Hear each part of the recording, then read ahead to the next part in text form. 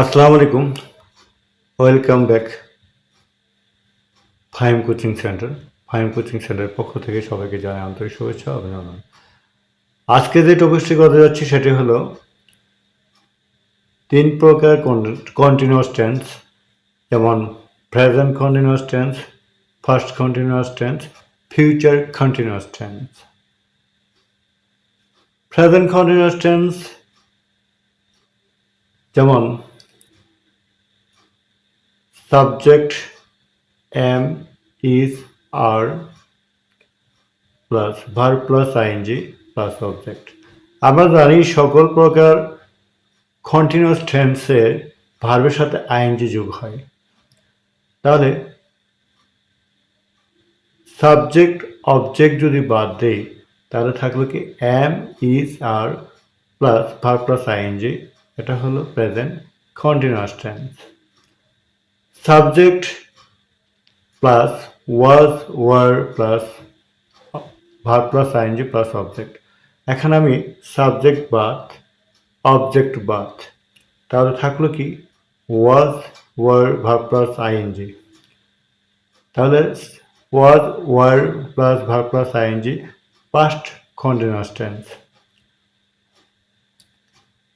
Future continuous tense subject object বাদ, shall be, will be plus verb plus ING future continuous tense.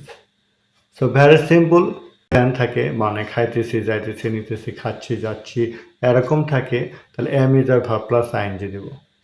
যেমন আমি ভাত খাচ্ছি, I am eating rice. আমি স্কুলে যাচ্ছি, I am going to school. আমি ঘুমাচ্ছি, আই এম স্লিপিং। আমি আমি ফাহিম কোচিং সেন্টারে ইংরেজি শিখতেছি, I am learning English at Fahim coaching centre. খাচ্ছিলাম, যাচ্ছিলাম, নিচ্ছিলাম, অর্থাৎ এখানে আমরা তেছিলাম, তেছিল, তেছিলেন এটাও বলা যায়। যেমন আমি খাইতেছিলাম, আই ওয়াজ ইটিং। আমি যাচ্ছিলাম, আই ওয়াজ গোয়িং। আমি খেলতেছিলাম, আই ওয়াজ প্লেয়িং। আমি ঘুমাচ্ছিলাম, আই ওয়াজ স্লিপিং। ফিউচারে বলি আই উইল বি প্লেয়িং। আমি খেলতে থাকবো, I will be doing my homework. আমি আমার বাড়ির কাজ করতে থাকবো, আই উইল বি স্লিপিং। আমি ঘুমাতে থাকবো, আই সিম্পল জিনিস। Tense is very easy and simple, but everybody it's think difficult, not difficult. এখন আমরা তিনটে টেন্সই যদি একটা সেন্টেন্স দিয়ে বলি তাহলে কেমন হয়? যেমন আমি ফুটবল খেলতেছি, আই এম প্লেয়িং ফুটবল।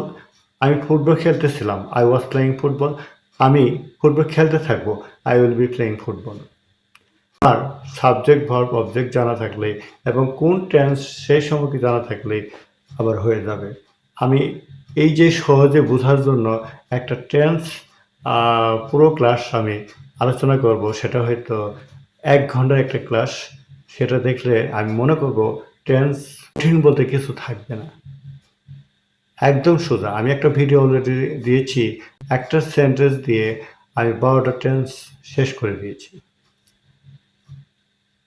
কিছু না, ১২ বছর পড়ার পরও টেন্স ভুল করে।